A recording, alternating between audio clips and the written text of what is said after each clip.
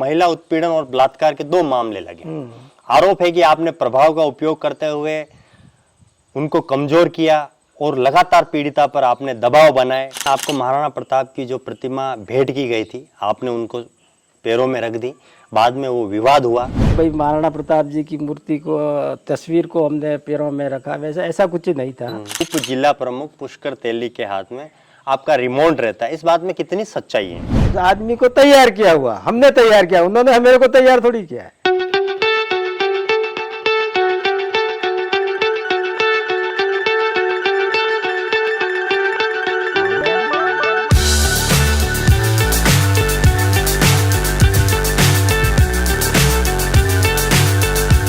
बेबाक अंदाज में आज बात करेंगे उस विधानसभा क्षेत्र की, उस विधानसभा सीट की जो इन दिनों काफी चर्चा में है और बीजेपी का यहां हैट्रिक लगाने के मूड में है। इससे पहले कांग्रेस ने यहां हैट्रिक लगाई है। प्रातः स्मरणीय महाराणा प्रताप की राजस्थली गोगुंदा में है और इस वक्त हमारे साथ में है गोगुंदा विधायक प्रताप जी बील। उनसे हम जनता के तमाम जो सवाल हैं उस पर एक एक करके, आपके जितने सवाल भेजे हैं उस पर हम बात करेंगे। प्रताप जी बील को लेकर जनता के जो सवाल है, हमने पूरी लिस्ट हमारे हाथ में है, हम एक एक करके उनसे सारे तमाम सवाल आपसे पूछेंगे। सबसे पहले तो प्रताप जी, आपका बेबाक अंदाज में द उदयपुर अपडेट्स के इस मंच पर स्वागत है। नमस्ते। सबसे पहले तो ये बताएं विधायक साहब की आपकी राजनीति किस तरह से शुरू हुई? क्योंकि आपके जो पिताजी हैं वो 2 बार विधायक यहीं से रहे हुए हैं, फिर अभी आप 2 बार विधायक रह चुके हैं और तीसरी बार आप वापस चुनाव लड़ने के मूड में हैं। तो ये हम जानना चाहते हैं कि आपका राजनीतिक सफर कैसे शुरू हुआ? वैसे मेरा राजनीतिक परिचय ये है कि मेरे पिताजी पहले विधानसभा का चुनाव लड़ा था और चुनाव भी उस समय जमाने में जब इस राजनीति को कोई जानता ही नहीं था। सन 1972 में मेरे पिताजी पहले गोगुंदा के जो हायर सेकेंडरी स्कूल में उसमें 17 श्रेणी कर्मचारी का काम करते थे। अच्छा। और काम करते करते वहाँ पे कार्यकर्ताओं को लगा कि भाई ये आदमी एसटी का है और हमारी विधानसभा है एसटी की है, तो ये चुनाव लड़ सकते हैं। उस टाइम में पढ़े लिखे लोग नहीं मिलते थे।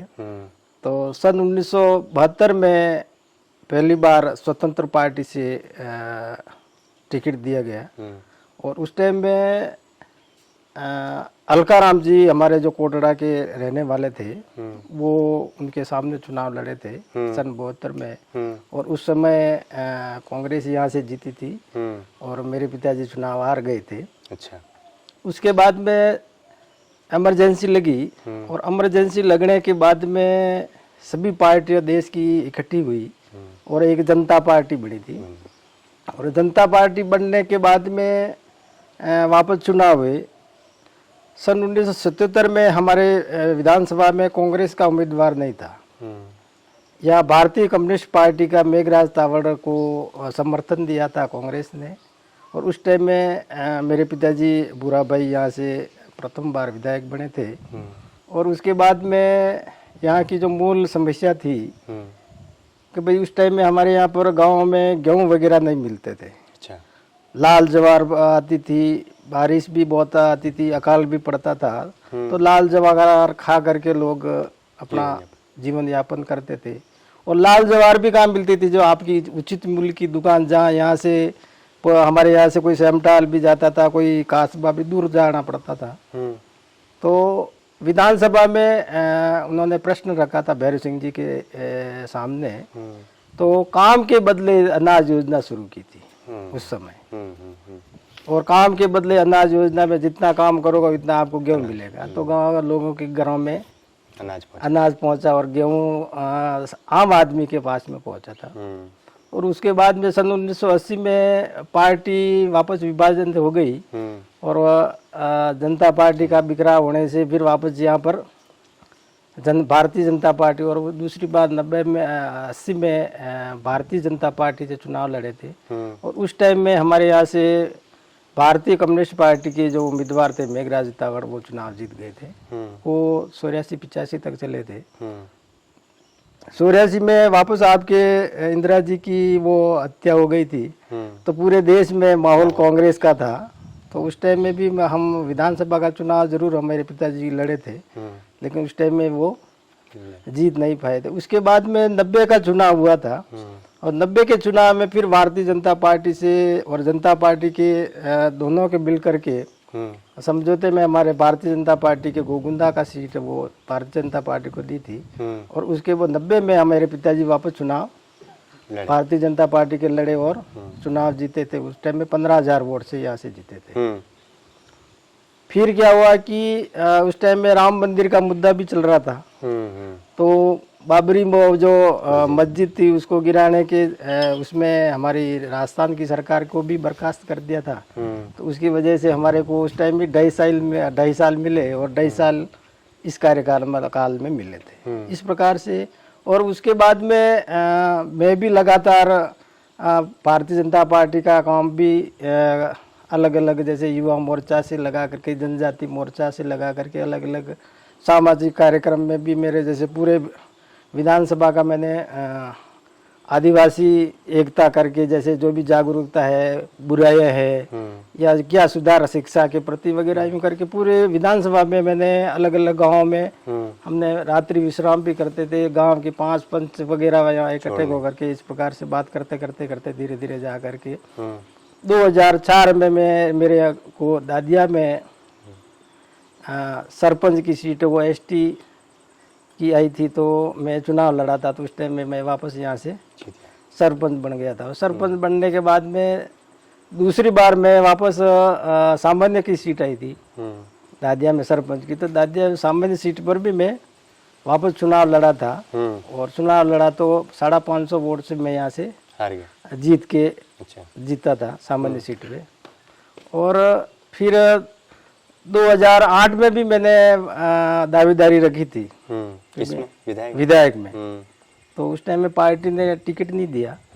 तो फिर भी हमने काम करते रहे, और करने के बाद में 2013 में जाकर के भारतीय जनता पार्टी ने टिकट दिया, और यहाँ की सब जनता ने समर्थन दिया, तो हम विधानसभा तक पहुँचे थे। तो राजनीति का आपका सीखना कहाँ से शुरू हुआ, कैसे आपने राजनीति को समझा, और आज आप पूरी राजनीति को गहराई से समझ चुके हैं, ये लर्निंग कहाँ से शुरू हुई? लर्निंग का कैसा है कि मेरे पिताजी भी ऑलरेडी राजनीति में थे, विरासत में, और वो क्या हुआ, पढ़े हुए नहीं थे। अच्छा।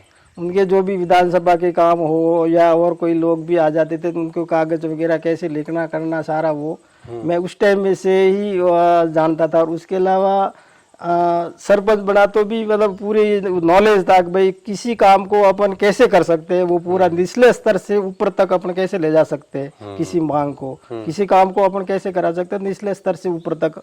इस प्रकार से जा करके हमने ये पूरा काम किया।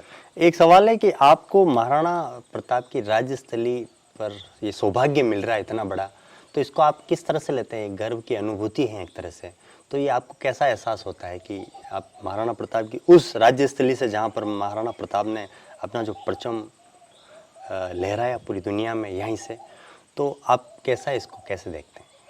सही बात है कि सन 1990 में जब मेरे पिताजी विधायक थे यहाँ से, तो उस टाइम में भैरव सिंह जी शेखावत साहब की सरकार थी, और मेवाड़ कॉम्प्लेक्स के नाम से एक योजना बनाई थी भाई महाराणा प्रताप के नाम से जो भी स्थल है उनको अपन कैसे डेवलपमेंट करें।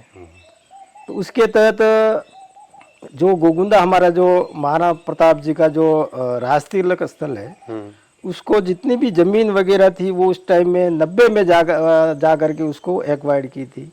एक्वायर्ड करने के बाद में उसकी बाउंड्री वाल भी उसी समय हुई थी। उसके बाद में सरकार चेंज हो गई, सरकार चेंज होने से फिर वो काम वहीं का वहाँ रुक गया था। फिर वापस 2004 से 2008 तक हमारे यहाँ पर भारतीय जनता पार्टी की सरकार रही थी, वसुंधरा जी की। तो उस टाइम में जो भी निर्माण का जो काम हुआ था, आपके जैसे म्यूजियम का हो, ये महाराणा प्रताप जी की जो मूर्तियां वगैरह लगना हो, ये सारा जो जितना भी आपने जो निर्माण का काम हुआ था वो उस टाइम में हुआ था। उसके बाद में वापस 2008 से लगा करके 2013 तक कांग्रेस की सरकार रही थी, तो उन्होंने भी कोई यहाँ पर कोई विशेष विकास का काम करवाया नहीं। उसके बाद में 2013 से लगा करके 2018 तक हमने भी प्रयास किया, और लगभग 2 करोड़ रुपए हमने यहाँ पर और भी स्वीकृत करवाए थे। उसका काम भी हमने करवाया था। और उस टाइम में हमने प्रयास भी किया था। प्रयास यूं किया था कि भाई ये जो राष्ट्रीय तिलक स्थल है, राष्ट्रीय तिलक स्थल पर हमने एक योजना भी थी, मीटिंग भी की थी। और हमारे जो ओंकार सिंह जी लखावत है जो इनका काम देखते थे, उनमें स्वयं आए थे और हमने राष्ट्रीय तिलक स्थल पर मीटिंग भी रखी थी। मीटिंग में ये तय किया गया था कि यहाँ का जो अध्यक्ष रहेगा, यहाँ हमारे यहाँ एसडीएम रहेगा, उसके दूसरे जो जैसे आपके जलदाय विभाग है, पीडब्ल्यूडी है, बीडीओ है, सरपंच है, सचिव है, ये सारे उसके सदस्य रखे थे। लेकिन यहाँ के जो कर्मचारी है उन्होंने कोई इस पर कोई ध्यान नहीं दिया और नहीं देने से आज जो दुर्गति हुई रही है, अभी आपने देखा होगा कि सारी चीज जो खुर्ज बुर्ज हो गई, तो वो सारी चीजें इनकी प्रशासन की लापरवाही से हमने कई बार कहा। और आप यहाँ तक मानो कि वहां पर गत साल बारिश की वजह से एक दीवार गिर गई थी। अधिकारी उसी रास्ते होकर के जा रहे, नजर आ रहा है कि भाई इसकी दीवार गिरी हुई है, लेकिन इन खुद को चल करके कुछ नहीं किया। फिर मैंने 10 बार फोन किया, एसडीएम को लास्ट तक कह दिया, उसके बाद में जा करके उसकी दीवार का जो वो थोड़ा सा गिरा हुआ था उसको सुनाई करवाई। बाद में स्थिति ये है। आपको गर्व इस धरा पर सौभाग्य, ये सारे सौभाग्य मिल रहे हैं राजनीति करने।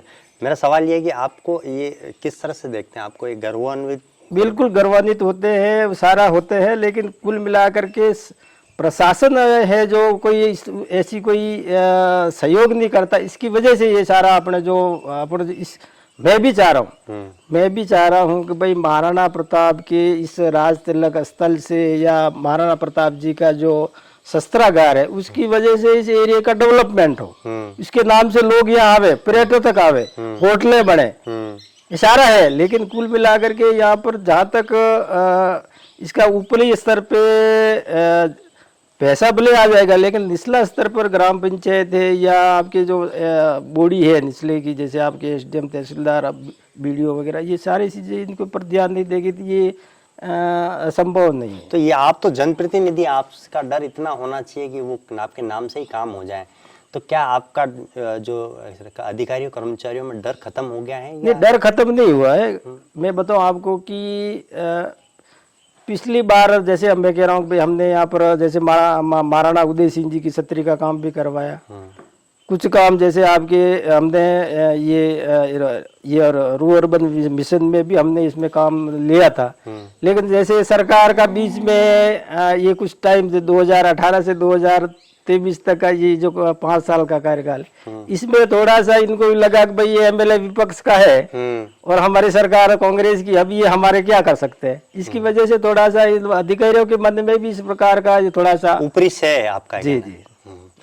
एक जनता का आरोप ये है कि आप इतनी सारी बातें करते हैं, लेकिन मदार में राज्यपाल की एक मौजूदगी में कार्यक्रम हुआ था एमपीयूटी का, उसमें आपको महाराणा प्रताप की जो प्रतिमा भेंट की गई थी, आपने उनको पैरों में रख दी। बाद में वो विवाद हुआ, करेनी सेना ने विधानसभा में नहीं घुसने का आपको ऐलान किया और यहाँ तक कहा कि अगर प्रताप जी वापस चुनाव लड़ते हैं तो उनकी जमानत जब्त होगी। तो करणी सेना की ये जो चेतावनी थी, इस चेतावनी से आपको अब वापस आपके बीच करणी सेना और आपके बीच में हो गया, समझौता हो गया है, या फिर इस चेतावनी का हमें आने वाले चुनाव में कुछ न कुछ आपको नुकसान भुगतना? मैं बताऊँ आपको कि न तो वो जो उस टाइम में जो भी बता रहे कि भाई महाराणा प्रताप जी की मूर्ति को, तस्वीर को हमने पैरों में रखा, वैसा ऐसा कुछ नहीं था। हमने जैसे कोई टेबल था और टेबल के सहारे उनको खड़ा किया था, न कि हमारे ऐसी कोई मंशा भी नहीं थी कि भाई आपके हम पैरों में रख दे वगैरह। ये तो एक चीज छलाने की थी, न किसी ने छला ली और अब थोड़ी बाद उनके करनी सेना वालों के भी कोई हाथ में आ गई, उन्होंने कहीं कह दिया, लेकिन ऐसा कुछ है नहीं। हमारे मन में भी ऐसा है क्या, बताओ? ऐसा कुछ भी नहीं है। ये तो कहने की कोई बात, किसी बात को कोई ले जा करके कोई तक ले जा सकते हैं, लेकिन ऐसा मेरे मन में ऐसा नहीं है कि भाई पैरों में रख दिया, ऐसा कुछ नहीं। आपके क्षेत्र में स्कूलों की जो स्थितियां बड़ी विकट हैं, अधिकतर स्कूलों में शिक्षकों की कमी है। आए दिन हम देखते हैं कि ग्रामीण और बच्चे सड़कों पे प्रदर्शन करते हैं, वहाँ पे शिक्षकों की कमी है। भवन जर्जर हो चुका है। तो क्या आप 2 बार विधायक रहते हुए भी इस समस्याओं से आमजन को निजात नहीं दिला पाए? क्या इसका क्या कारण रहा? मैं बताऊं आपको कि 2013 से लगा करके 2018 तक हमारी सरकार भारतीय जनता पार्टी की सरकार थी। और भारतीय जनता पार्टी की सरकार होने के बाद में हमने तय किया था कि भाई हर ग्राम पंचायत पर 12वीं तक का विद्यालय होगा। और 12वीं तक के विद्यालय में सारी सुविधाएं, कहने का मतलब जैसे आपके जितने आपके स्वीकृत पद है उतने स्वीकृत पद भी हमने वहाँ लगाए भी थे। आप जैसे आप बोले आप अच्छा, उसके अलावा उसके बाद में अभी आपने देखा होगा कि भाई जैसे अभी मादड़ा में हमारे वहाँ विद्यालय में अध्यापक नहीं थे। अभी जैसे आपके सूरजगढ़ में आपने विद्यालय को क्रमबद्ध किया, लेकिन विद्यालय को क्रमबद्ध करने के साथ में आपने एक भी रुपया नहीं दिया और एक भी अध्यापक नहीं दिया। 2018 के बाद में ये समस्या आई है। बाकी आपके विद्यालय में टीचरों की कोई कमी नहीं थी, क्योंकि उसका कारण है कि हमारे क्षेत्र में क्या हुआ कि कुछ लोग तो, मैं जब विधायक था मेरे पास में भी ट्रांसफर करने के लिए लोग आते थे, लेकिन मैंने ये तय कर रखा था कि इस साल के उस घाटे की तरफ एक भी आदमी को मैंने कभी डिजार नहीं बनाई। अच्छा। और भले वो मेरे से खिलाफ भी हो गया। बहुत सारे ऐसे लोग मेरे सामने आए उस चुनाव के टाइम में कि आपने हमारे को डिजार नहीं दी थी, लेकिन मेरा था कि मेरे यहाँ से कोई भी अध्यापक मेरे क्षेत्र से शहर की तरफ नहीं जावे। लेकिन इस बार तो इसका पूरा धंधा चला है। अच्छा। मतलब टीचरों को यहाँ से अपने अपने क्षेत्र में जहाँ इच्छा हो वहां पर ले जाने का पूरा धंधा चला था। उसकी वजह से आपके विद्यालय में कमी रही है। तो ये धंधा कौन चलाने वाले? थोड़ा धंधा तो जिसकी सरकार है वर्तमान में, खुलकर कांग्रेस की सरकार है। कांग्रेस के लोगों ने यहाँ हमारे यहाँ से टीचरों को यहाँ से हटाया है। और अभी देखो आप, मैं बताऊं आपको कि मैं हटा के कहाँ लगाए हैं? हटाया क्या, जैसे आपके सिटी में जैसे कोई आदमी जयपुर का है, जयपुर भेज दिया। कोई आदमी आपके उदयपुर में सिटी में रहने का इच्छुक है, सिटी के पास के एरिया में पहुंचा दिए। मेरे एक विद्यालय है यहाँ पर कोटड़ा में, पीपला एक ग्राम पंचायत है, वहां पर इन्होंने विद्यालय क्रमबद्ध किया। ऊपर नाम लिखे राजकीय उच्च माध्यमिक विद्यालय पीपला, विद्यालय कमरा 1। अच्छा। और अध्यापक, मैं खुद वहां गया था, अध्यापकों की ये स्थिति थी कि पास के एक विद्यालय तो आप प्राथमिक, वहां से एक टीचर को लगाया डेपुटेशन पे, एक आस और कोई था उसको लगाया। यूं करके आपके 12वीं तक के स्कूल से, कहने का मतलब मेरा ये है कि इस 5 साल में शिक्षा का जो स्तर है इन्होंने गिराया है, इसकी तरफ ध्यान ही नहीं दिया है। एक लोगों का ये आरोप है एमएलए साहब की चुनाव जीतने के बाद आपने लोगों से मिलना जुलना तो छोड़ ही दिया है, दिखना भी छोड़ दिया है। तो कहाँ ऐसे कौन सी जगह हैं जहाँ पर, कौन से पहाड़ों के बीच में आपने कौन सी ऐसी राज की जगह बना ली जहाँ आप बैठ के साधना करते हैं? नहीं, ऐसा कुछ नहीं है। मैं बताऊँ आपको कि जैसे मेरा पूरा बेल्ट है, पहाड़ी क्षेत्र है।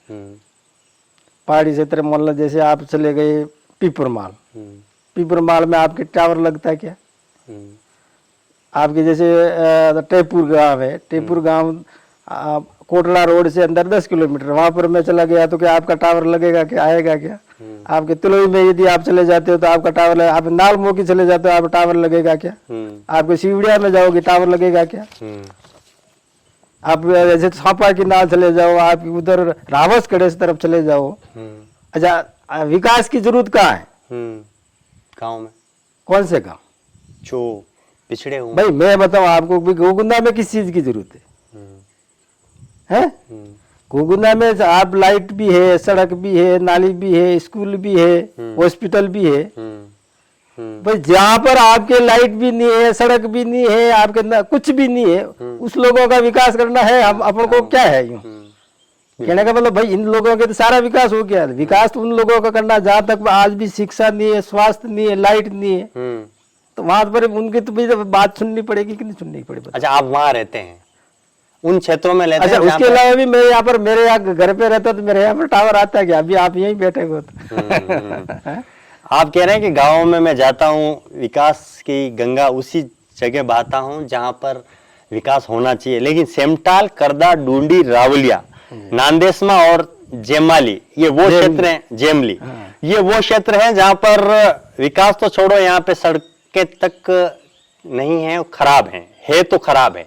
जी जी। तो ये विकास यहाँ तक नहीं पहुंचा है, क्या आप यहाँ तक गए या उनको छोड़ दिया? नहीं नहीं, वास्तव में सही है। वो एक हमारे यहाँ पर रोड है, जो रोड अपने जो टोल नाका है वहाँ, यहाँ से स्टार्ट होता है, वो जाता है आपके रावलिया कल्ला और रावलिया खुर्द होकर के, खुर्द से वापस जाएगा आपके नांदेसमा, और नांदेसमा से वो रोड जाएगा डोल, डोल से वापस जाएगा पदराड़ा, और पदराड़ा से फिर वो जाएगा आपके सितरावास, और सितरावास से वापस रोड जाएगा आपके कड़ेस, और कड़ेस से वो रोड जाएगा आपके उस पाली जिले में। ये पूरा रोड एक ही रोड है, और उसके टेंडर भी हो गए। उसका कुछ काम तो हमारे देखो आप गई देखो आप रावस कड़े से लगा करके ठेठ आपके सितरावास तक काम हो गया। इधर का आपका जो काम है यहाँ से स्टार्ट हो गया, जैसे आपके सेमटाल से होकर के रावलिया कल्ला खुर्द तक गया है। अब ये बीच का जो वजह से इसमें जो भी ठेकेदार था, या तो सरकार की लापरवाही है, कुछ ठेकेदार को पेमेंट नहीं दिया, उसकी वजह से काम रुका हुआ है। भाई वर्तमान सरकार है, आपको नमक देना है, आपको मिर्ची देनी है, आपको धनिया देना है, तब उस ठेकेदार को आप पेमेंट कौन करेगा बताओ? भाई आपको ठेकेदार को वही रोड का काम किया है, आपने टेंडर छोड़ दिया, इतना करोड़ का है, लेकिन आपको उसको पेमेंट नहीं देंगे तो वो काम कैसे कराएगा? ये तो राज्य सरकार की विफलता है कि नहीं बताओ? भाई आपने काम स्वीकृत है, टेंडर भी हो गया, ठेकेदार भी है, लेकिन उसको पेमेंट नहीं दिया, उसकी वजह से ये कार सारा काम रुका हुआ है। मैं बताऊं आपको, प्रधानमंत्री थर्ड फेज की सड़क थी, कितने रोड थी? एक आपके थी इसवाल से लोसिंग, एक सड़क थी आप कविता से लखावली, एक रोड थी आपके उखलियात से रणेजी बार्डर, एक रोड थी आपके तेजावास से बाकावास तक। लेकिन वो रोड 3 साल से जाकर के अभी भी इस साल नंबर डलवाया था, और प्रधानमंत्री सड़क योजना थर्ड फेज का जो भारत सरकार का पैसा था, 3 साल में जाकर के आपने पूर्ति की, बताओ स्थिति तो ये है कि अब आपका रोड सैंक्शन है, सारा है, लेकिन अब सरकार पैसा नहीं देगा तो वो ठेकेदार काम करेगा क्या बताओ? जनता इस बार भी आप आवेदन कर रहे हैं, आप इस बार भी चुनाव लड़ेंगे या जीतेंगे, वो मसला अलग है, जीतना चुनाव लड़ना। इस तरह से ही लोगों की समस्या रही और आप कांग्रेस पर डोलते रहे तो हमारी समस्या तो वहीं की वहीं रह जाएगी। तो हम आपको क्या आपके पास ऐसा विजन है कि हम आपको अगली बार इस वजह से जनता आपको वोट दे? मैं एक चीज़ बताऊं आपको कि गोगुंदा पूरा क्षेत्र है, गोगुंदा क्षेत्र में जिस प्रकार से हमने जो 2013 से लगा करके 2018 तक इतने काम करवाए कि गोगुंदा पूरा तहसील थी, वो पहले ब्लॉक पूरा गोगुंदा, आप जैसे सायरा और गोगुंदा मिला करके ये पूरा एरिया हमारे ट्राइबल नहीं था, और ट्राइबल नहीं होने से हमारे यहाँ पर किसी प्रकार का जो भी नौकरी वगैरह जो फाइट करना था वो पड़ता था सामान्य से। टीएसपी की बात, टीएसपी का, तो टीएसपी हमने यहाँ टीएसपी घोषित कराई। तो टीएसपी घोषित करवाने के बाद में लगभग मानो कि आप 5000 लोग आप हमारे इस पूरे बेल्ट से सरकारी नौकरियों में भी लगे। उसके साथ में जैसे हमारे, जैसे आपने देखा होगा तो हमारे यहाँ पर जो कृषि के कनेक्शन है, सामान्य लोगों की जैसे जो एरिया में रहते हैं उनके कृषि के कनेक्शन 7-8 साल लगते हैं, और हमारे यहाँ पर आप जैसे आज आप फाइल लेके जाएंगे उसके साथ में ही आपकी डिमांड का पैसा भी जमा होगा, और आपको 2-3 महीने में जा करके आपको लाइट का 3 फेज का कनेक्शन मिलेगा। ये लाभ नहीं हुआ क्या? आई नहीं समझ में आपको? और इतने सारे लोग नौकरी में नहीं लगे, अब जा करके लगे, तो इन लोगों को यूं तो पता है। उसके अलावा यहाँ पर हमारे यहाँ पर पहले कॉलेज की कोई किसी ने कल्पना नहीं भी की होगी, भाई हमारे यहाँ पर कॉलेज भी होना चाहिए, तो हमने यहाँ पर कॉलेज भी खुलवाया। अब कॉलेज खुलवाया, बिल्डिंग भी बनवाई, और आज तारीख में वहाँ पर अध्ययन भी चल रहा है। मैं बीच में गया था कॉलेज में, तो कॉलेज में जा करके मैंने पूछा कि भाई हमारे यहाँ पर फर्स्ट ईयर में कितनी सीटें हैं? वो 160 है। वो 160 सीटें कब से है? जब कॉलेज अपन ने खोला था उस टाइम भी 160 था और आज भी 160 है। उसके साथ में मैंने पूछा भाई आवेदन कितने आए आपके बच्चों के, जैसे फर्स्ट ईयर में, तो 750 आपके आवेदन आए। कितने आए? 750। अब 750 आवेदन आए और हमारे यहाँ पर नेता कहते हैं कि हमारी सरकार है। तो मैं तो ये कहूंगा कि भाई हम आपकी सरकार है, आपकी सरकार में 160 से आपने 260 तो कर लेते। क्या करना चाहिए नहीं करना चाहिए? है क्यों नहीं किया? आपने क्या प्रयास किए इस पर? मैंने तो प्रयास ये किए कि भाई मैंने इनको कॉलेज मंत्री जी को भी चिट्ठी बनाकर, गत साल भी मैंने सीटें बढ़वाई थी। मैं भाई हमारे यहाँ पर इतने सीटें आप वो टेम्परेरी बढ़ाते हैं, परमानेंटली नहीं बढ़ाई। तो 100 सीटें बढ़ाई थी, तो टेम्परेरी बढ़ाई, तो वो वापस ही स्थिति वही की वही होगी। वो आवेदन के आधार पे फिर बढ़ाते छोटी मोटी। एक अभी ये भवन है, इसमें आपने छात्रावास का जो भवन बनाया है उसमें एक छोटी सी मिस्टेक को लेके सरकार के या आम जनता के लाखों रुपए अटके पड़े, उसका क्या क्या मोटे मोटे तौर पर परेशानी आ रही? थोड़ा सा एक क्या हुआ कि हमारे यहाँ पर 2013-14 में जाकर के हमने वसुंधरा जी की सरकार में हमने यहाँ पर एकलव्य मॉडल विद्यालय खुलवाया था, जो नवोदय पैटर्न पे चलता है। और उस पे सरकार का यूँ था कि भाई 240 बालिका और 240 बालक का यहाँ पर पढ़ने का व्यवस्था है। तो फर्स्ट जो किस्त आई थी उसमें हमने बालिका का छात्रावास भी बन गया और विद्यालय भी बन गया और बाकी की जो भी सुविधाएं की जरूरत थी वो अपन ने बना ली।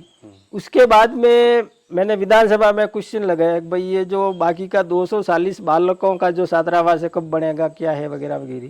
तो सरकार ने 6 करोड़ रुपए स्वीकृत कर दिए और स्वीकृत करने के बाद में वो बिल्डिंग का काम हो गया। यहाँ से कागज भेज दिए भाई जो भी जये नयन होते हैं कि भाई आपकी जो बिल्डिंग बनेगी, बिल्डिंग में भाई ये क्षमता के हिसाब से कि भाई ये 240 का कमरे बन गए, एस्टीमेंट भी बन गया। तो उसके साथ में एक चीज की कमी रहेगी कि भाई भोजनशाला कहाँ बनेगी?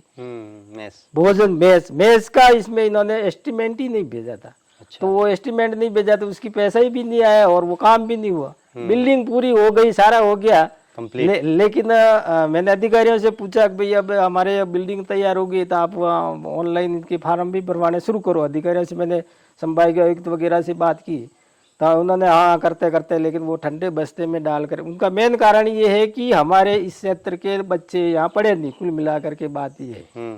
क्योंकि गत बार भी मैंने जो विद्यालय बालिकाओं को चालू किया था वो मैंने मेरे स्तर पे किया था। अच्छा।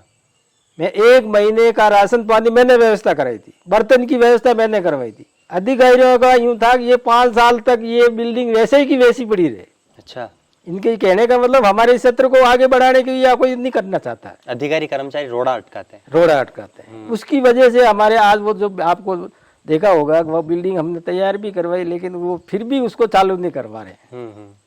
कौन है ऐसे जिम्मेदार जो आपके जो आज जनजाति विभाग में जो भी अधिकारी बैठे हुए हैं, वो भले आपके एक्शन वो ऐसी वो संभागीय आयुक्त वो या इसके ऊपर वाले भी हो सकते हैं। भाई इतने 7 करोड़ रुपए खर्च करने के बाद में उसका उपयोग नहीं हो रहा है। ये तो जनता का पैसा है, जनता का पैसा है, वहां पर आपने डाल दिया, उसका उपयोग ही नहीं है। तो इसके बारे में उनको इन लापरवाही के लिए नोटिस वगैरह हमने बात भी की है, सारा किया है, लेकिन कहने का मतलब ये है कि अभी ये उनकी ये देख रहे हैं ये विपक्ष का है, ये तो बोलता रहेगा। अगले टाइम में भी सरकार चुनाव होने के बाद में है तो इसको अपना अगले सत्र से इसको हो सकता है चालू करवाएंगे। जी। एक ये समस्या है आपके क्षेत्र में प्रताप जी की गोगुंदा में आपसे लोगों की गहरी अपेक्षा थी कि आप चिकित्सा व्यवस्था यहाँ की सुधारेंगे, सड़कें यहाँ की सुधारेंगे, लेकिन चिकित्सा व्यवस्था की हालत आज भी वैसी की वैसी है। और एक मुझे उदाहरण याद आता है कि आप जब एक बार बीमार हुए थे तो आपको यहाँ विधायक होते हुए भी बाहर की जो दवाएं यहाँ के डॉक्टरों ने लिखी थी और उसके बाद में हंगामा हुआ था जी। तो आपके साथ में इस तरह की वाकया होता तो आप मैं ये समझता हूँ कि आम लोगों के साथ में क्या होता होगा, तो क्या ये डर्रा चलता रहेगा, या इस पर आपके साथ में जब ये ट्रेजेडी हुई तब तो आपने सोचा कि नहीं यार मुझे वाकई में इस पर काम करना चाहिए, और हुआ सोचा तो कहाँ तक क्या आप कर पाए? नहीं, वास्तव में सही है। बात ये है कि यहाँ पर भी किसी लोगों का संरक्षण है। अच्छा। ये हॉस्पिटल में भी किसी लोगों का संरक्षण होने से थोड़ा ये सा आप संरक्षण ये एक सत्ताधारी जो वर्तमान की सरकार है उसके जो नुमाइंदे हैं यहाँ पर जो करता धरता है उन लोगों का कहीं न कहीं उनका भी संरक्षण है। उसकी वजह से आज ये गोगुंदा हॉस्पिटल की हालत है। अच्छा। कारण ये है, मैं बताऊं आपको कि जैसे यहाँ पर आपके सभी प्रकार के डॉक्टरों की नियुक्ति है और नियुक्ति होने के बाद में वो अपने स्तर पे कहीं और अलग अलग जगह बैठ। मैं खुद बीच में एक दिन में और भी गया था, ऑफिसली टाइम था, उस टाइम में भी वहां पर आपके आउटडोर के जो आपका जो है वहां पर आपका एक भी डॉक्टर वहां बैठा ही नहीं मिला मेरे को। तो कहने का मतलब यहाँ पर किसी प्रकार की किसी का संरक्षण तो जरूर है कि नहीं है, बताओ आप।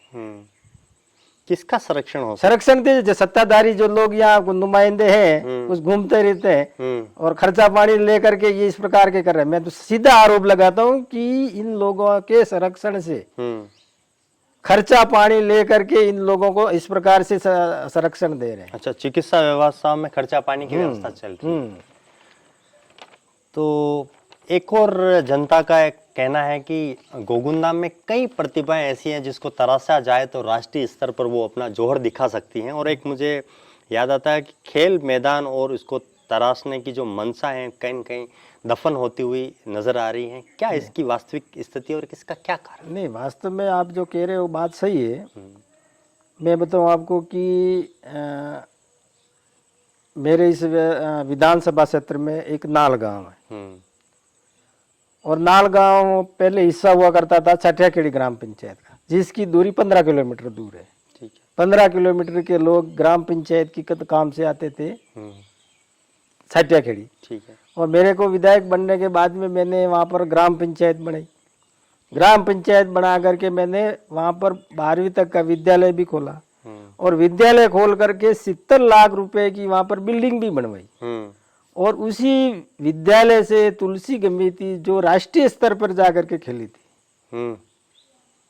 लेकिन दुख इस बात का है कि हमारे यहाँ पर एक बार आपके 3 बार तो यहाँ पर हमारे यहाँ से विधायक जीते थे और 5 साल तक आप खेल मंत्री रहे थे।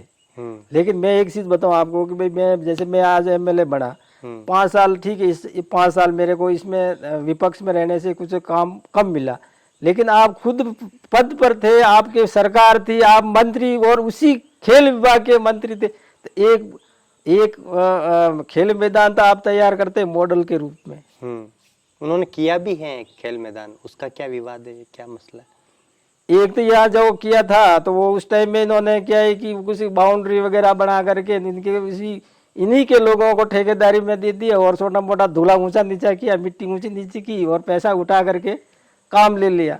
और उसके बाद में मैं जब विधायक बना था मैंने देखा भाई ये जो विद्यालय यहाँ पर कोई खेल मैदान तो बड़ा ही नहीं और कॉलेज यदि अपने यहाँ पर खोल लेते हैं तो ठीक हो जाएगा। तो मैंने उस जमीन को वापस कॉलेज के नाम पर कन्वर्ट कराई और 6 करोड़ का वहाँ पर आपके कॉलेज की स्थापना करवाई। वो कॉलेज अच्छा चल रहा है और भविष्य के लिए भी वो जमीन यूँ है कि कभी आप अच्छा खेल मैदान भी बना सकते हैं, जमीन अभी भी पड़ी हुई है। अच्छा उसके अलावा आप उस कॉलेज का कोई विस्तार होगा तो भी वो जमीन अपने काम आ सकती है। प्रताप जी, आपके लिए एक सवाल है, एक आरोप लगता है बार बार, मैं जानना चाहता हूँ, जनता जानना चाहती है।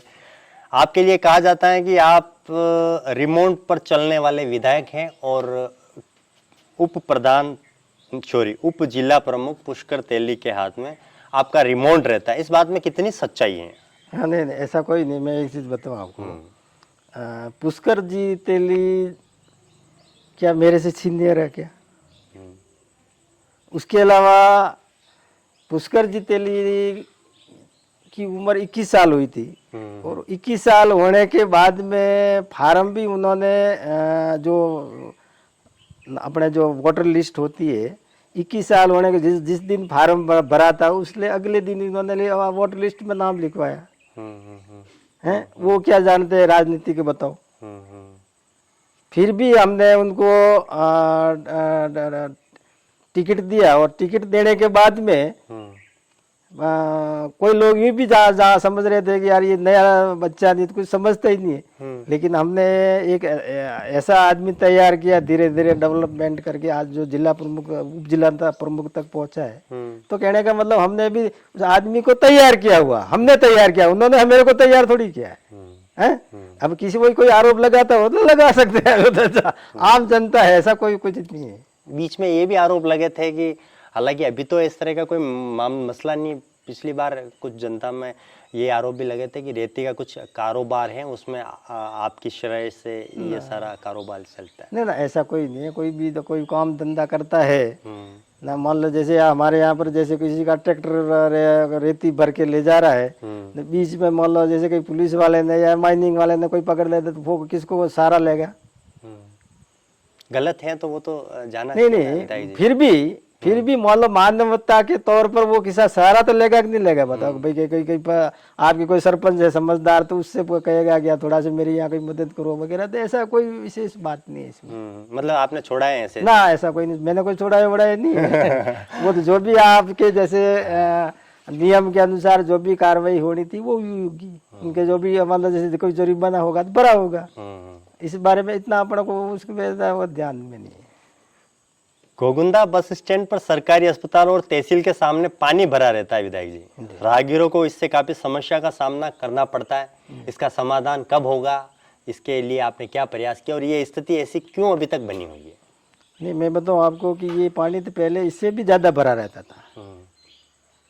वहाँ पर लगभग आपके 2 फीट का पानी भरा रहता था। लेकिन विधानसभा में मैंने एक याचिका लगाई थी, और याचिका में के लगने के बाद में यहाँ के प्रशासन पे कुछ ऐसी हुआ था, उसकी वजह से फिर थोड़ा सा उसकी निकासी वगैरह, हमारे हॉस्पिटल के पास में एक नाला है, उस नाले में वो जो खराब पानी था वो निकलने के लिए था, तो वो सारा हो गया है। लेकिन वास्तव में वहाँ महाराणा प्रताप जी के घोड़े से लगा करके ये अपने बस स्टैंड तक वास्तव में रोड खराब भी है। और हमने पिछली बार देखा था कि भाई वो क्या नाम है, मुख्यमंत्री जी ने घोषणा की थी कि भाई हम वो गौरव पथ के बदले हम वो विकास पथ बनाएंगे, तो हम इसकी इंतजार में थे। हमने प्रस्ताव भी भेजा कि भाई सरकार ने हमसे मांगा कि भाई आपको विकास पथ आपके कहाँ बनाना है। भाई हमने कहा भाई हमारे घोगुंदा में एक तो आपके जो रावला के होकर के फिर एक मजावड़ी तरफ रोड जाता है, उसके लिए हमने कहा कि भाई एक गौरव पथ हमारे को यहाँ दे दो, एक हमारे ये बस स्टैंड से उधर वाला गौरव पथ है। लेकिन उस गौरव पथ तो वो सरकार वाले कहीं भूल गए। विकास पथ गौरव पथ तो भारतीय जनता पार्टी की वसुंधरा जी की सरकार में घोषणा की थी और सभी ग्राम पंचायतों में बने थे। लेकिन वो विकास पथ आज भी हमने अभी तक देखे नहीं, कहा विकास पथ बने हुए। ये विकास पथ की वजह से ये रुका हुआ है। अच्छा, हमने प्रस्ताव भेजा, सरकार ने भी कहा और अधिकारी ने कहा हम आपके प्रस्ताव हमारे भेज रखे हैं, लेकिन वो विकास पथ क्या पता वहाँ कहीं अटके हुए, अभी तक कोई विकास पथ हमारे पूरे विधानसभा में एक भी नहीं बना। अब ये बार बार ये चीज क्यों कह रहे हैं कि भाई कि जो सत्ताधारी जो कांग्रेस सरकार है, कांग्रेस राज्य सरकार है, वो आपके साथ आप ये शायद इशारों में कहना चाह रहे हैं या कुछ कहना चाह रहे हैं, मैं आपके मुंह से सुनना चाहता हूँ कि आपके साथ में भेदभावपूर्ण रवैया अपनाते हैं? नहीं, भेदभाव की बात ही क्या, वास्तविक बात है कि आपने भाई मैं एक चीज बताऊं, विकास पथ बड़े कहाँ है? पूरे राजस्थान में कहीं और बने हो तो बताओ भाई, इस जगह बने। केवल इन्होंने घोषणा की थी कि हम विकास पथ बनाएंगे, एक भी कहीं बनाए हो तो बताओ भाई ये विकास पथ है। एक ये अभी सीएम अशोक गहलोत लगातार मेवाड़ पर इनकी नजरें टिकी हुई है और लगातार आदिवासी क्षेत्रों का दौरा कर रहे हैं, तो घोगुंदा में भी कोई सभा हुई उनकी या कैसा उनका, उससे उनको आपको कितना नुकसान होगा इस तरह? मैं एक चीज़ बताऊं आपको कि भी मेरे विधानसभा में भी 2-3 मीटिंगें मुख्यमंत्री जी ने की है। जैसे हमारे यहाँ जसवंतगढ़ में एक मीटिंग की थी, एक मीटिंग आपकी वहाँ देवला में भी की थी, और वहाँ पर घोषणा भी की थी कि उन्होंने कहा कि भाई हमें यहाँ गोगुंदा के जसवंतगढ़ में तो कोई हॉस्पिटल के लिए कहा था कि भाई यहाँ हॉस्पिटल कोई करेंगे, ऐसा कोई था। और देवला में इन्होंने बेकायदा कहा था कि भाई यहाँ पंचायत समिति बनाएंगे, लेकिन अभी तक कोई पंचायत समिति बनी भी नहीं है। विधानसभा में मैंने प्रश्न भी लगाए थे भाई ये देवला में क्या कैटेगरी में हमारे ये मापदंड में नहीं आ रही थी वगैरह वगैरह सारे। तो सरकार का उत्तर था कि भाई ये जो प्रस्ताव आपने भेजे थे उस प्रस्ताव में देवला पंचायत समिति नहीं बन सकती है। अच्छा। मुख्यमंत्री जी ने घोषणा की है, अब घोषणा की है तो वो बनना भी चाहिए। मैं भी चाह रहा हूँ, मैं भी सहमत था कि भाई मैं जब प्रस्ताव भेजे थे तो हमने कांग्रेस बीजेपी तो सबने मिल करके वो प्रस्ताव भेजे थे, बनने चाहिए, नहीं बनी ना, आज भी नहीं बनी है, अभी तक बनी नहीं है। कब बनेगी मतलब ये तो पता नहीं। सीएम अशोक गहलोत कह रहे हैं कि आप मांगते मांगते थक जाओगे, मैं देते देते नहीं थकूंगा। गोगुंदा में जैसे मोबाइल योजना है या फिर जो दूसरी योजना है, इसका कितना फायदा कांग्रेस को मिलेगा या बीजेपी को कितना नुकसान इन योजनाओं से? मैं एक चीज बताऊं आपको, अभी पूरे राजस्थान में 40 लाख प्रथम फेज में 40 लाख मोबाइल वितरण हो रहा। 40 लाख मोबाइल की कॉस्ट कितनी आएगी? करोड़ों, अरबों, 100 अरब। कितने? 24 अरब। अच्छा, पैसा किसका है? जनता का। जनता का पैसा है।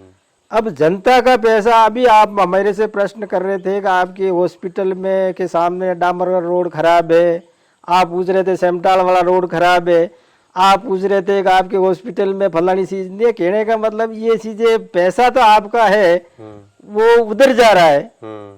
भाई ये पैसा किसका है? क्या कोई आपके व्यक्तिगत पैसा है? क्या नहीं, जनता का। जनता का पैसा। जनता का पैसा आप गलत तरीके से आपको वहां पर बैठाने का मतलब ये नहीं हुआ कि भाई हमारे को तो आपके सड़क की जरूरत है, हमारे लाइट की जरूरत है, स्कूल के कमरों की जरूरत है, स्कूल में मास्टर की जरूरत है, हॉस्पिटल है की जरूरत है, डॉक्टर की जरूरत है, ये चीज चाहिए हमारे को है। वो कह रहे हैं कि मोबाइल इसलिए दे रहे हैं कि हम ऑनलाइन बच्चे पढ़ाई कर सकें और उससे मैं मोबाइल नहीं चाहिए, बच्चों के हाथ में किताब चाहिए।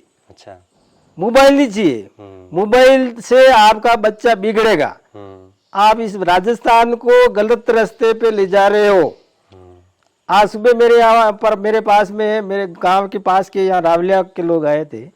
उन्होंने कहा, मैं यहाँ पूछा, यहाँ बैठे थे, चाय पी थी, उसके बाद में वो खुद ही बता रहे थे कि ये गलत मसाला हमारे को दे, हमने तो खाया ही नहीं, उसको सबको फेंक दिया बाहर। अच्छा, मतलब जनता का पैसा गलत तरीके से उपयोग हो रहा है। अच्छा, आज मान लो जैसे आप 120 अरब रुपए केवल मोबाइल पे खर्च कर रहे हो, क्या पता आपके पास में है या नहीं है, लेकिन आप उधार ला करके भी आप तो ये मोबाइल तो बांट रहे हो। आने वाले लोग फिर अपन कितने टाइम तक अपन उसका भुगतान करेंगे? हैं? तो ये सरकार की गलत नीति है। आपके हिसाब से मोबाइल देना गलत है। आपके क्षेत्र में ही आते हैं वापस हम, कि आपके क्षेत्र में जोला छाप सक्रिय हैं, यूं कह सकते हैं, यहाँ लोगों की भरमार है। प्रताप जी, यहाँ कई लोगों की पहले भी मौत हो चुकी है, लेकिन एक भी जोला छाप पर अभी प्रभावी कार्रवाई नहीं हुई। इसका मेन कारण क्या? आप वो शब्द तो नहीं कहेंगे कि भाई कि ये भी राज्य सरकार की या सरकार की से है? बिल्कुल, मैं वही कहूंगा। मैं वही कहूंगा कि यहाँ पर जितने ही जोला साहब है, वो यहाँ के जो BSMO है उनकी लिस्ट है पूरी। अच्छा। और वो सारे पैसे इकट्ठे करते हैं इनसे, हर मंथली इकट्ठे करते हैं। अच्छा। और मंथली इकट्ठे करने के बाद में वो ऊपर तक इसकी पूरी सेटिंग ऊपर तक ले जाते हैं पैसा। कौन करते हैं पैसा?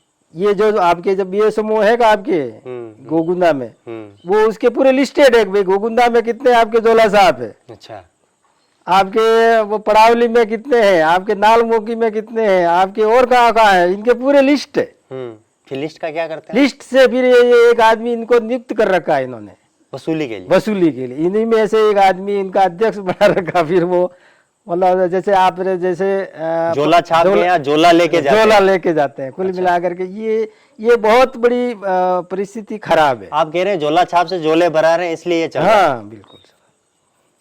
लेकिन लोग तो एक चीज कहते हैं आपके लिए कि आप तो इन सारी परिस्थितियां होने के बावजूद आपका 90% टाइम मोबाइल स्विच ऑफ रहता है, आपसे संपर्क नहीं हो पाता है। तो एक जना ने सवाल पूछा है कि आपसे संपर्क करने के लिए कहाँ संपर्क करना पड़ेगा?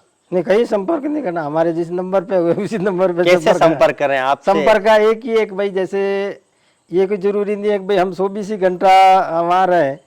मोबाइल मेरा जब भी आपने देखा होगा कि भाई आज जैसे आपने सुबह कितने फोन किए, तो मेरा क्या है, फोन मेरे खुद के वहाँ यहाँ लाइट नहीं थी 3 दिन से मेरे, तो नहीं थी, तो मैंने गाड़ी में लगा करके रखा था। तो वो क्या है, आपने फोन भी किया लेकिन वो मैं नहीं उठा सका। मैंने वापस जा करके गाड़ी में देखा तो आपका नंबर था। तो कहने का मतलब ऐसा कुछ नहीं है, जैसे लाइट का भी थोड़ी समस्या रहती है। बाकी इंटर जो गांव है उनमें जाते हैं तो उनमें भी वो फोन नहीं लगता है ना। अभी जैसे कोई मीटिंग भी है, जैसे विधानसभा है, विधानसभा भी चलती है, तो विधानसभा में ऑलरेडी आपके चैम्बर लगे हुए, तो वहाँ पर भी आपके मोबाइल काम नहीं करेगा। तो ये सारी चीजें कई तरह की परिस्थिति है। लोग कहते हैं कि पिछली दोनों बार आपको कटारिया जी ने टिकट दिलवाया, लेकिन इस बार आपके कोई पालनहार नहीं बचे हैं, तो टिकट कौन दिलाएगा? किस आधार पर आपका टिकट आएगा? क्योंकि संगठन के सर्वे, विधानसभा के कामकाज, सभी में आपका ढील मूल रवैया रहा, आप निष्क्रिय नजर आए। ना, ऐसा कुछ नहीं है। मैं बताऊँ आपको कि आपने देखा कि भाई ये 5 साल के कार्यकाल, इसमें कई तरह की परिस्थितियां आई। कोरोना भी आया, उसके अलावा बहुत सारी चीजें ऐसी हुई, उसकी वजह से थोड़ा सा हुआ, लेकिन ऐसा कुछ है भी नहीं है। वर्तमान में जो मुद्दे हैं सरकार के सामने, आपने देखा होगा कि मैंने विधानसभा में इस 10 साल के कार्यकाल में मैंने जितनी मेहनत की है, आपने देखा होगा कि सायरा की तहसील की बात है, 10 साल से मैंने लगातार, एक भी ऐसा कोई सत्र नहीं होगा जो तो उस चीज को हमने नहीं उठाया। लेकिन आज जाकर के वो तहसील स्थापित हुई कि नहीं हुई, बताओ। क्योंकि पहले ये तहसील गोगुंदा सायरा थी, गोगुंदा ही नहीं थी। अच्छा, पुराने रिकॉर्ड आज भी सायरा के नाम से है। ये वाला दादिया गोगुंदा, गोगुंदा पहले तहसील नहीं थी। अच्छा, सायरा तहसील थी। तो वो आजादी के बाद में उस तहसील को गोगुंदा लिया है, तो गोगुंदा चालू हो गई। लेकिन उसको वहाँ लोगों की डिमांड थी कि भाई यहाँ पर तहसील बने। उप तहसील भी हमने बनवाई, तहसील की उप तहसील की बिल्डिंग भी बनवाई। वो सारा करने के बाद में भी हमने लगातार प्रयास किए, तो आज आपके वहाँ पर। मेरा सवाल ये है कि अब इस बार टिकट का आधार क्या रहेगा? किस तरह से टिकट का आधार पिछली बार का इसमें कितनी सच्चाई है कि पहले 2 टिकट जो है कटारिया जी के मेरी बात सुनो भाई, जो काम करने वाला आदमी है उसको पार्टी टिकट अपने आप ही देती है। अच्छा, आप कह रहे हो भाई कटारिया जी का है या और किसी का है, मैं नहीं कह रहा, मैं सारे जनता के सवाल है, जनता के हमने आप कैंपेनिंग चलाया था। ऐसा कुछ नहीं है जी। और टिकट भी मिलेगा और चुनाव भी जीतेंगे और इस एरिया का डेवलपमेंट भी करेंगे। मतलब अच्छा, एक चीज बताऊँ आपको, मैं बताऊँ आपको, छोटी सी चीज है। मेरे एक रावत गांव है, ग्राम पंचायत है, उस रावत ग्राम पंचायत में एक छात्रावास बना था। कब बना था? मैंने विधानसभा में प्रश्न लगाया, रावत का छात्रावास कब बना? बनने के बाद में आपने इस पे कितना रख रखाव के लिए पैसा खर्च किया, और वर्तमान में इसकी क्या हालत है? उत्तर आया कि भाई सन 1978 में छात्रावास बना है। कब बना? 78 से अब कितना टाइम हुआ? 45 साल पहले बिल्डिंग बनी। 45 साल बिल्डिंग के बनने के बाद में 1 लाख रुपए दिया था सन 2018 में। कितने दिए? 1 लाख रुपया। कब दिया था? 2018 में। और पीडब्ल्यूडी वाले ने रिपोर्ट की कि अभी वर्तमान में इस बिल्डिंग की स्थिति जर्जर अवस्था में है। सही है। अब कहने का मतलब मेरा ये है कि जो रावस एरिया है वो हमारे जो यहाँ से 3 बार प्रतिनिधित्व करने वाले का गांव है, वहां पर छात्रावास है, और वहां के उस छात्रावास के बाहर होकर के आप रोज घर पधारते हैं, ये आपका छात्रावास है। लेकिन वहां पर जाकर के अंदर कभी देखा ही नहीं कि छात्रावास की क्या हालत है। आई नहीं समझ में आपकी। और मैंने अभी वहां पर 25 लाख रुपए स्वीकृत कराए। मैंने और विधानसभा में उसका प्रश्न लगाया। प्रश्न लगने के बाद में मंत्री जी से अध्यक्ष जी ने कहा कि आप यहाँ इस छात्रावास के लिए नई बिल्डिंग देंगे क्या? नई बिल्डिंग की घोषणा भी करवाई है। तो कहने का मतलब काम तो इस प्रकार से कराए जाते हैं। तो आपका कहना है कि आपने खूब काम करवाए हैं, टिकट भी इस बार आएगा। टिकट का तो अब मैं बताऊँ आपको, ओगना का रोड है, झाड़ोल का रोड देख लो, आप उबेसर जी का रोड देख लो, आप गुमान के पुलिया का काम देख लो, आप और को मतलब कहने का मतलब काम गिने आप इतने काम मैंने 5 साल और आगे जैसे आपके बड़गांव में ITI खुलवाई, गोगुंदा में ITI खुलवाई, सायरा में ITI खुलवाई। एक और ये कि पिछली बार मैंने एक जनप्रतिनिधि से भी ये सवाल पूछा था, आपसे भी ये सवाल पूछना मुझे लग रहा है कि आपके यहाँ आदिवासी क्षेत्र में ऐसी कोई परंपरा या रिवाज है कि भाई कोई नेता या विधायक सरपंच बनता है तो डबल शादी करता है, तो ऐसा कोई रिवाज है क्या? नहीं, ऐसा रिवाज कुछ नहीं है। आपके भी 2 पत्नियां हैं इस नहीं, ऐसा कोई नहीं, ऐसा कुछ नहीं है। ये तो हमारे इस समाज में ऐसी परंपरा भी है, कोई भी नियम के अनुसार नहीं है भाई ये 2 रख सकता है या ऐसा भी। कहने का मतलब मेरा ये है कि हमारे ऐसी परंपरा तो नहीं है, लेकिन कोई ये भी ऐसा रख सकता है। जनप्रतिनिधि नहीं, ऐसा कोई जनप्रतिनिधि का ठीक है, आम आदमी भी ऐसा रख सकता है, 2-3 है। लेकिन जनप्रतिनिधि का ऐसा होने कोई के बाद में काम का लोड बढ़ जाता है या ऐसा? नहीं, ऐसा कुछ। एक अब निजी सवाल पे हम आते हैं। आप पर आरोप लगे हैं कि महिला उत्पीड़न और बलात्कार के 2 मामले लगे। आरोप है कि आपने प्रभाव का उपयोग करते हुए उनको कमजोर किया और लगातार पीड़िता पर आपने दबाव बनाए। इसमें कई सारी भूमिकाएं आपकी संदिग्ध हैं, उस पर आप क्या कहते हैं? नहीं, ऐसा कुछ नहीं, आरोप लगाने वाले लगा सकते हैं। मामले दर्ज है? हाँ, मामले दर्ज है, मामला दर्ज भी करवा दिए होंगे। पुलिस का काम है कि भाई उसकी पे जांच करना। जांच करने के बाद में मैंने कभी पुलिस वाले को भी नहीं जानता हूँ, ना किसी को जानता हूँ। उन्होंने खुद ने ही अपने जांच वगैरह की और जांच का जो भी परिणाम था वो कोर्ट में पेश कर दिया। ठीक है, तो ऑलरेडी खत्म हो गई वहाँ। लेकिन आपके जो सीफे सालार हैं, इसको केस को दबाने के लिए भरसक उन्होंने कोशिश की। एक कोशिश बताता हूं मैं आपको। आपके ड्राइवर का एक वीडियो वायरल हुआ था, उसमें आपको प्रभावशाली उन्होंने बताते हुए पीड़िता को चैन से नहीं जीने देने और इस केस को उठाने का एक जो वायरल हुआ था।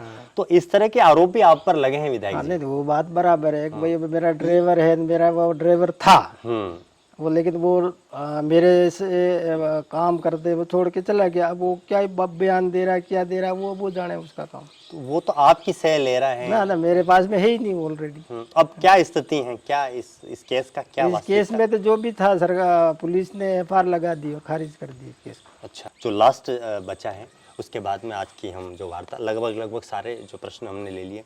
आप कह रहे हैं कि मैंने ये किया, मैंने वो किया, लेकिन एक स्थिति जो हमें काफ़ी पीड़ादायक लगती है, महाराणा प्रताप की स्थली की दुर्दशा है। और ऐसी दुर्दशा है विधायक जी की वहाँ असामाजिक तत्व रोज बैठकर नशे का जो सेवन है वो करते हैं और हमें ये पीड़ा आती है। हमारा तो शायद, मैं ये सोचता हूँ कि मेरे अपने शब्दों में, पत्रकारिता के शब्दों में कहूँ तो इस स्थिति को देख के शायद महाराणा प्रताप जिंदा होते तो खुद ही उनको तरस आती कि मैंने जिसके लिए ये मेवाड़ के लिए लड़ा है, आज वो ही मेरी चीज़ों को, मेरी स्थली को इस तरह से कर रहे हो।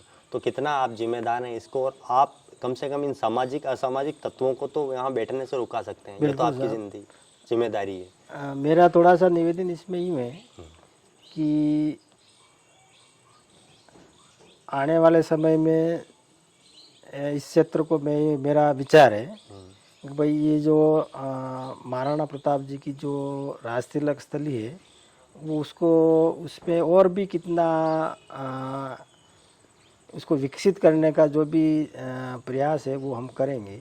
और मेरा एक ही विचार है कि भाई इस राजतिलक स्थल के आधार पे हम ये चाह रहे हैं कि भाई गोगुंदा क्षेत्र में जिस प्रकार से आपके माउंट आबू है, आपके राणकपुर है, आपके कुंभलगढ़ है, इस प्रकार से मैं देख रहा हूँ कि इसको डेवलपमेंट करेंगे और उसको ऊपर इतनी ऊंचाई तक ले जाने की कोशिश है हमारी।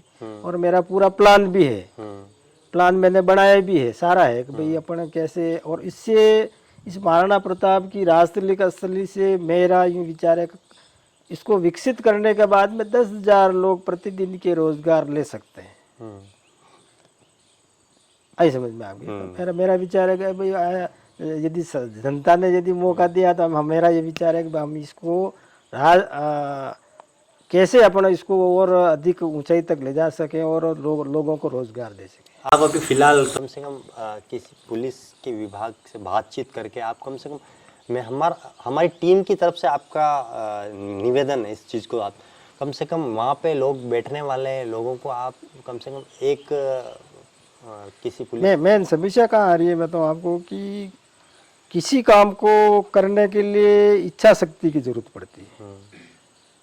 मैं बताऊँ आपको कि भाई किसी काम को जैसे मैंने करना है तो अभी जैसे कॉलेज खोलनी थी, कॉलेज को कैसे खोलेंगे, इसके क्या प्रयास करेंगे, जमीन कहाँ से आएगा, पैसा कैसे व्यवस्था करेंगे, तो ये सारी चीज़ें। अब कुल मिलाकर के यहाँ के जो अधिकारी हैं थोड़ा सा सहयोग नहीं करने की वजह से ये सारी चीज़ें, तो मेरा प्रयास रहेगा कि भी जो आपकी जो मांग है उस मांग पर हम ध्यान रखते हुए उस पर ठीक करने की कब तक करेंगे आप ऑन कैमरा हमें ये बता दें। ऑन कैमरा की बात यही है कि आपको मैं 10-15 दिन में इसको बिल्कुल आपके एक बार थोड़ा सा बिल्कुल हम ये चाहते हैं कि यहाँ जो असामाजिक तत्व बैठे रहते हैं इनका सफाया हो जाए। बिल्कुल बिल के बाद में जो आप 10,000 लोगों को वहाँ पे रोजगार दिलाने का या उसको करने का या नहीं वो उसकी मतलब मेरे कहने का मतलब ये उसको अपन ऊपर उठाएंगे तो ऊपर उठेगा तो लोग आएंगे, लोग आएंगे तो आपके तो रोजगार में जैसे आपके टेम्पो वाले का भी धंधा चलेगा, आपके चाय वाले का भी चलेगा, किराना की दुकान वाला भी होगा। लेकिन फिलहाल ये सबसे हम ये चाहते हैं उदयपुर अपडेट्स की हमारी जो पर्सनली गुजारिश है आप उसको स्वीकार करें। एक और जनता का भी लाइव सवाल आया कि रोहिड़ा के ऊपर जो मोर्चा ताला पर जो बांध बनने का वादा किया था वो अभी तक पूरा क्यों नहीं हुआ? करदा गांव में महादेव जाने का रास्ता अभी तक क्यों नहीं बन पाया? युवाओं का सवाल है कि आपने युवाओं के रोजगार के लिए अभी तक क्या प्रयास किए? मैं एक चीज बताऊं आपको कि रोहिड़ा जी के जो नदी अपने निकलती है बनास, तो बनास नदी ठेठ अपना ऊपर से आती है और ये जो पानी जाता है बिशलपुर में, और बिशलपुर में जाने से वैसे देखा जाए तो हम जो गोगुंदा पूरा क्षेत्र है वो सबसे ऊंचाई पे और बारिश भी सबसे ज्यादा हमारे यहाँ पर होती है। अब इसका जो पानी है जैसे आपके देवला क्षेत्र में है, तो देवला क्षेत्र में ठेठ अपने यहाँ पदराड़ा से रावसकड़े से जी होकर के सारा पानी जाता है साइड डैम में, और साइड डैम में सुरंग से भी उधर अपने मारवाड़ में जाता है, तो ये भी हमारे यहीं से जाता है। एक जैसे हमारे इधर वाला जो साबरमती नदी है, साबरमती का पानी भी हमारे इस क्षेत्र से ही जाता है, तो उसके लिए भी जैसे देवास था फर्स्ट सेकंड थर्ड फोर्थ है जो पूरी स्कीम बनी थी हमारे इस पानी पे ही बनी हुई है। अब ये जो आपके जो बिशुलपुर वाला जो पानी है ये भी उसी रास्ते से होकर के बिशुलपुर जाता है। तो हाई कोर्ट ने ये कर रखा है कि आपके पेयजल के लिए केवल आप इस पे कोई छोटा मोटा बांध बना सकते हो, बाकी का आप इस पर किसी प्रकार का कोई 2 मीटर से अधिक ऊपर का कोई एनीकट वगैरह डैम नहीं बना सकते हो। तो उसकी वजह से थोड़ा सा वो आप जो बात कह रहे वो मैंने फर्स्ट में मैं भी इस पे प्रयास किया था, लेकिन कोर्ट का अड़चन होने से फिर मैंने भी उस चीज़ को छोड़ दी थी। तो आने वाले टाइम में हम उसको कोशिश करेंगे कि भाई हमारे यहाँ पर भी पेयजल के नाम से वो डैम बने, और पेयजल में जैसे आपके वहाँ बन जाएगा तो उसका पानी सीधा भी हमारे यहाँ पर इधर आ सकता है। रोजगार के युवाओं को रोजगार का मैंने बताया है कि हमारे यहाँ पर कोई इंडस्ट्री है नहीं, कोई फैक्ट्री वगैरह है भी नहीं, और यहाँ पर ऐसा वातावरण भी नहीं था पहले क्या, क्योंकि यहाँ पर छोटे मोटे कोई भी व्यापारी या धंधा करने वाले आते थे तो यहाँ पर जो जिसकी दादागिरी थी पहले वो आज तो यहाँ पर अपन इस प्रकार से बात भी कर रहे, लेकिन यहाँ पर बात भी नहीं कर सकते थे। अच्छा, इस प्रकार की माहौल था यहाँ पर। राजनीतिक, हाँ, राजनीतिक से जुड़े एक ही परिवार का यहाँ पर लगभग 80 से लगा करके 2013 तक उसका प्रभाव रहा। अच्छा, आई समझ में आपके। तो वो उनके प्रभाव के कारण से हमारे यहाँ पर कोई आदमी यहाँ पर कोई ऐसा कोई आदमी यहाँ काम करना ही नहीं चाहता था। अब जाकर के थोड़ा सा माहौल भी किया है। तो अब तो जनता ने आपको ये कमान सौंप दी है, तो अब तो धीरे धीरे आप इस गंगा को नहीं, अभी मैंने नहीं बताया कि अभी हमने टीएसपी क्षेत्र घोषित करा हुआ है, तो 5,000 लोग आपकी नौकरी में लगे। रोजगार का भी जो रोजगार का भी मैंने बताया कि भाई हमारे यहाँ पर विशेष कोई रोजगार की स्थिति नहीं है। हमने ITI इसलिए खुलवाई कि भाई यहाँ पर लोग प्रशिक्षण लेकर खुद का रोजगार शुरू करें।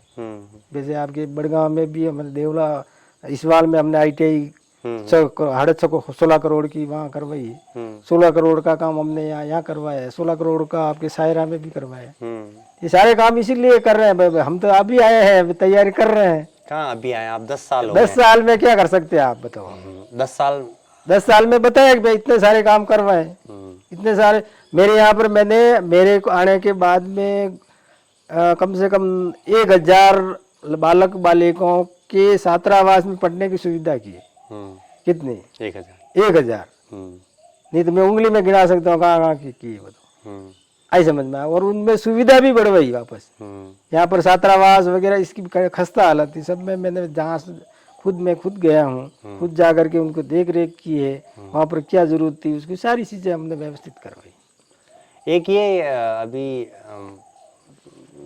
BTP और बाप दोनों आदिवासी क्षेत्र में अपनी पकड़ धीरे धीरे मजबूत करना चाह रहे हैं, तो गोगुंदा में क्या स्थिति है? क्योंकि हर बार यहाँ कांग्रेस वर्सेस BJP का ही मुकाबला सीधे तौर पर रहता है, तो क्या इस बार तीसरी पार्टी के यहाँ आने और चुनाव लड़ने की संभावना है? अगर लड़ती हैं, जैसे BTP या बाप यहाँ आती हैं, तो आदिवासी क्षेत्रों आदिवासियों का वोट उन तरफ जाएगा, तो BJP को या आपको किस तरह से नुकसान? ऐसा कोई नहीं है। यहाँ का राजनीतिक परिवेश थोड़ा समझाएं आप। यहाँ पर 50-50 है। 50-50 का मतलब ST 50 है और बाकी के सामान्य लोग जैसे आपके वो भी 50 है। तो हमारे यहाँ पर तो जो सामान्य लोग है तो वो क्या है, कोई इन पार्टियों को वोट नहीं देगा। तो उसके अलावा इसमें से भी जैसे कुछ कांग्रेसी है, कुछ BJP के सामान्य में जो 50% ST में है, तो उसमें से भी कुछ यूँ तो नहीं कहा भाई 100% ही उनके साथ में, ऐसा नहीं है।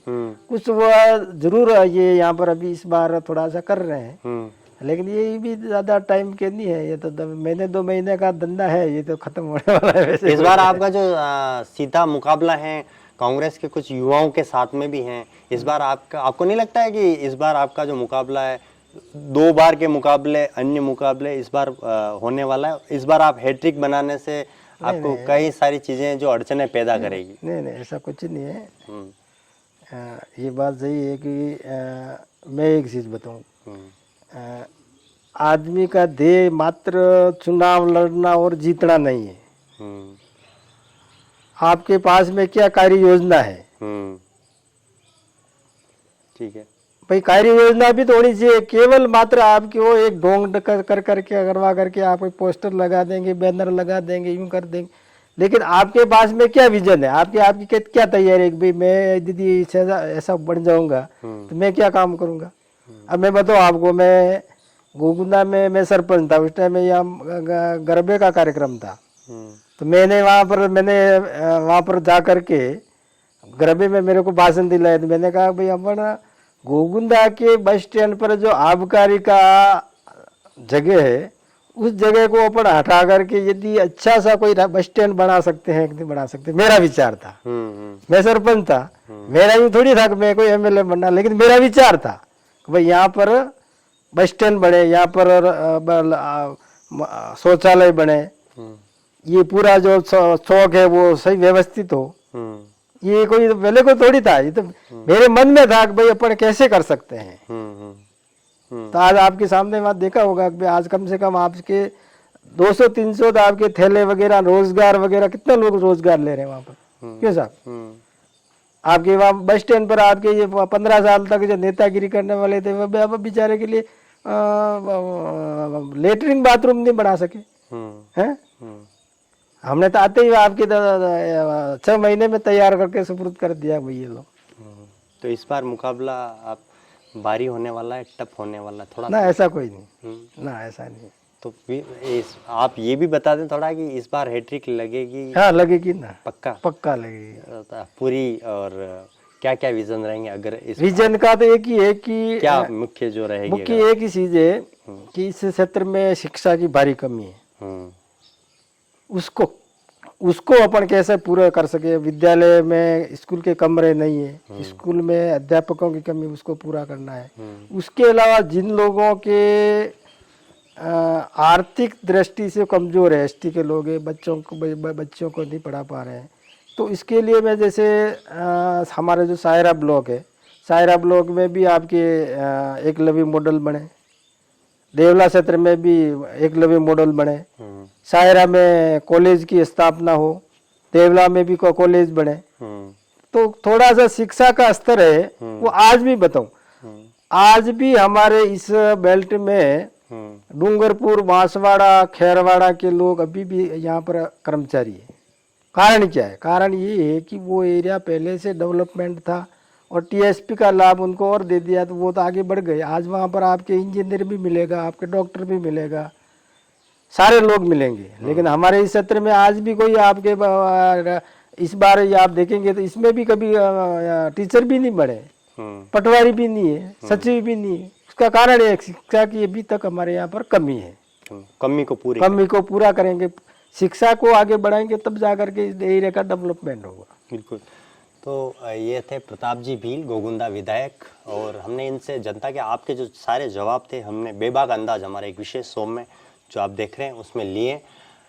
अगला हम इंटरव्यू किसी अन्य विधायक से मिलेंगे, उनसे बातचीत करेंगे। हमारा एक शो चल रहा है दावेदारी। अगर आप विधायक हैं और विधायक की दावेदारी रखते हैं तो आइए हमारे मंच पर, हम सीधे आपके विज़न को जनता तक पहुंचाएंगे और आपकी आवाज़ को जनता तक पहुंचाने का हम कोशिश कर रहे हैं। तो आइए, जो नंबर चल रहे हैं उन पर संपर्क कर सकते हैं। शुक्रिया, धन्यवाद, जय मेवा।